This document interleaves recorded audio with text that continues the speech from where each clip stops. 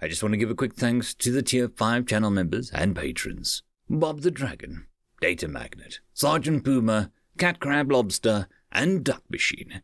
Thank you very much for the support. It is much appreciated.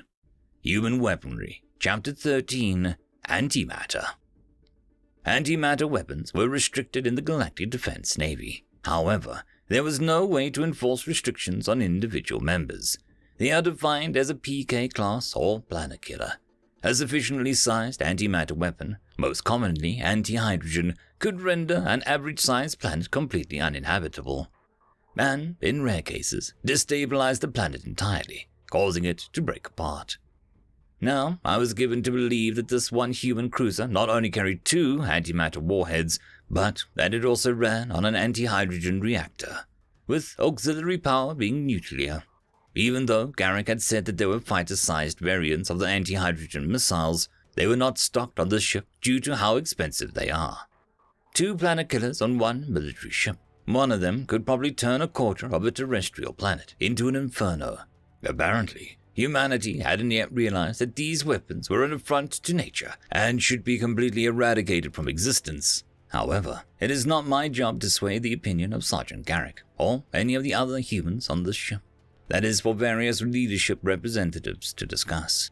Why does humanity seem to insist on weaponizing every single piece of technology they discover and use said technology in logistical roles later?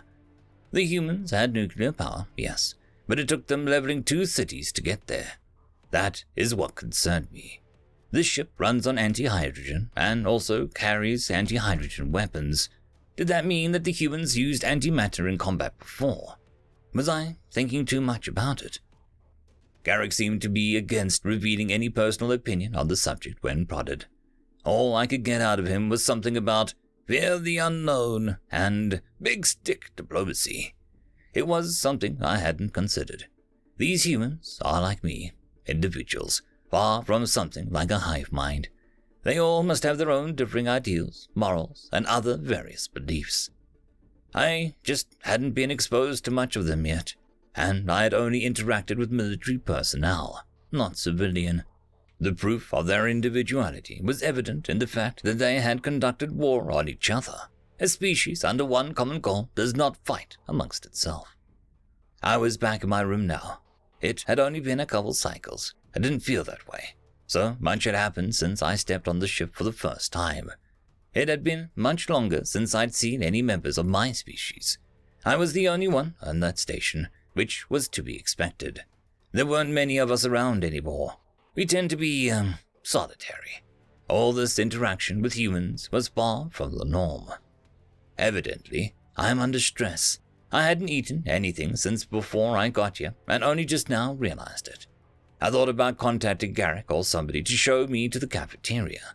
But since there was no restrictions on where I could go on my own as of yet, I decided to go myself. After all, clear signage indicated where everything was. It was lights out for the crew. There was no way I was sleeping, truth be told.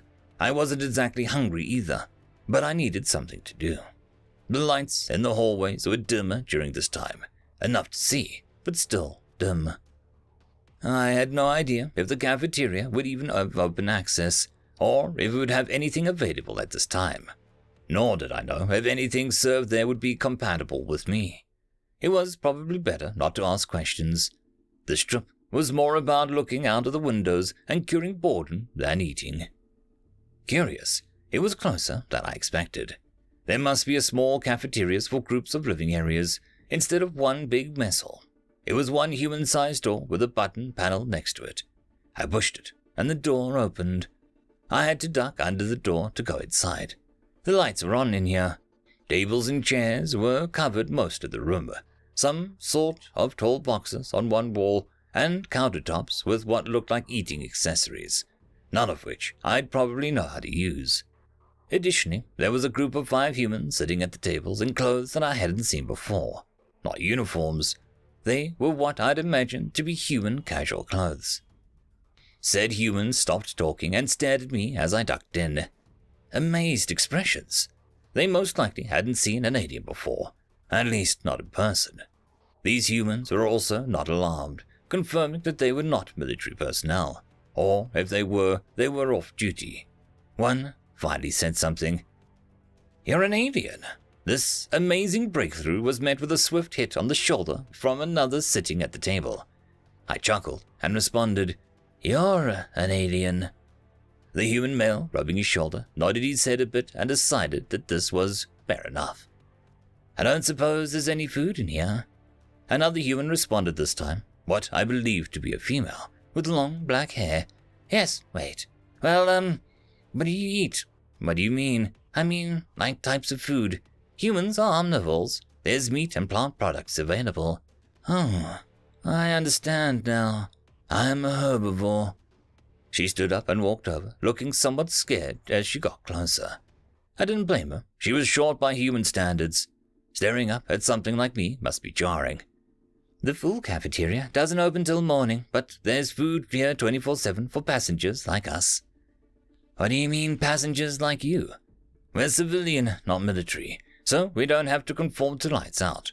We don't work until late tomorrow. Anyway, there are no meals, just small items like fresh fruit, salad, oatmeal, bread, that sort of thing." I looked at her blankly. "I don't know what any of those are." She looked towards the ceiling for a moment. "Right, okay, I'll show you." She walked over to one of the counters. It had a large metal tray on it with some sort of glass covering. She picked up one of the lids by the handle, revealing small, spherical red and green plants, picked from some sort of larger host plant, no doubt. Interesting colors. "So, these are apples, quite sweet and tart, crunchy. Sorry, it's hard to describe flavors." She moved over to the next tray and removed the lid. They were orange and even more spherical than the apple. "These are oranges." I laughed. "Quite a creative name for them." She seemed on edge. She didn't seem to hear the hilarious joke I just made. "Yes, they're sweeter and less tart than apples. Sorry, you just have to try them. Flavors are difficult to explain." "I understand. As long as they're plant-based, I should be able to eat them." "All right, good. Well, there's also water and coffee if you'll want something to drink." "Coffee?" God, why do I keep assuming that you know what any of these are? It's a drink like water, served hot, and we usually drink it in the morning to wake up a bit. It's bitter, so we usually add sugar to it." "The temperature of it wakes you up?" "Oh no, the caffeine in it does." I thought we were the only ones. It was impossible to find anything with caffeine outside of my home system. Everyone else thinks that we're crazy.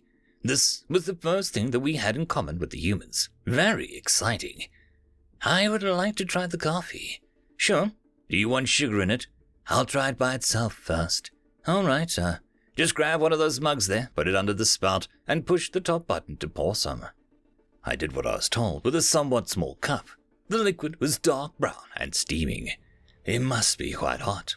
I closed my eyes and brought the cup to my mouth, took a small sip, and my eyes shot open. "Well, what do you think?" Somehow, staying on the ship for more time just became much more acceptable. End of chapter. And that, my friends, concludes this video. I hope that you enjoyed, and